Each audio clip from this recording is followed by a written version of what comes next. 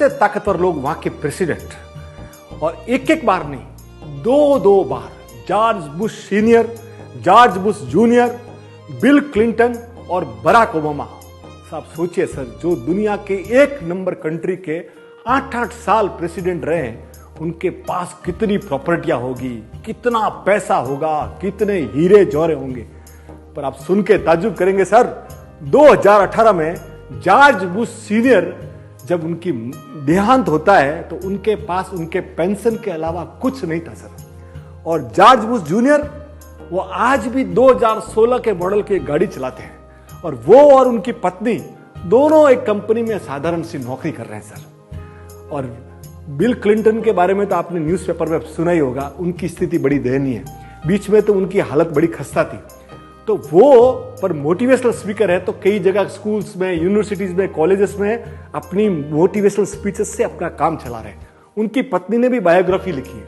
आप सोचिए sir, Barack Obama का तो क्या कहना, उनकी बेटी आज भी कैशियर है, उनकी पत्नी एक साधारण सी नौकरी करती है, और बराक ओबामा लेक्चर्स देते हैं सर। धन्य है वो देश और धन्य है वहां के लोग कि सर शीर्ष पदों पर ऐसे ईमानदार लोग बैठे हैं ना, इसलिए अमेरिका दुनिया का विश्व गुरु है। ऐसा नहीं है कि वहां ही है, अभी जर्मनी में एंजेला मर्केल हुई, 16 ईयर, 16 साल तक पूरी यूरोपियन लीडर रही। अभी जब रिटायर हुई ना, उनके हस्बैंड एक प्रोफेसर है और एक 2 BHK में रहते हैं। हमारे यहां भी हुए सर, हमारे यहां शास्त्री जी हुए। शास्त्री जी जब थे तब उन्होंने एक फिएट कार ली थी पंजाब नेशनल बैंक से, उनके अकाउंट में 7,000 रुपए थे और 5,000 रुपए का उन्होंने लोन लिया था, जो वो प्राइम मिनिस्टर रहते चुका नहीं पाए, और उनकी मृत्यु के उपरांत उनकी पत्नी ललिता शास्त्री जी ने वो चुकाया था। आप सुन लीजिए सर। और अभी मैं आपके जो बात बता रहा हूं ना, वो सुन के तो आपका दिल गदगद हो जाएगा कि अपने एक 94 साल के एक व्यक्ति थे, उनको एक मकान मालिक के यहाँ रह रहे हैं, और वो मकान मालिक उनको बाहर निकाल रहा है कि भाई आप किराया नहीं दे रहे हो।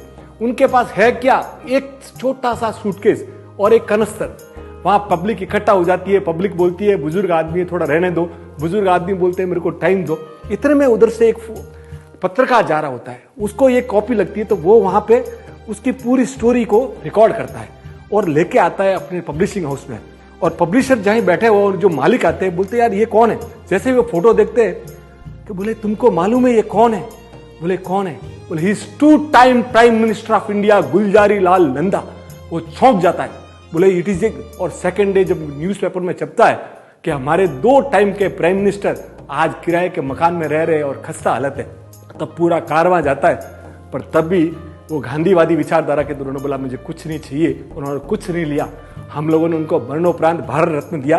पर सर हमारे यहाँ भी ऐसे ऐसे ईमानदार लोग खूब हुए। तो साहब, जिस देश को भी अगर विश्व गुरु बनना है, उनके सर्वोच्च पदों पर जो भी लोग बैठते हैं ना, उनको निहायत ईमानदार होना पड़ेगा। जय हिंद। Thank you sir.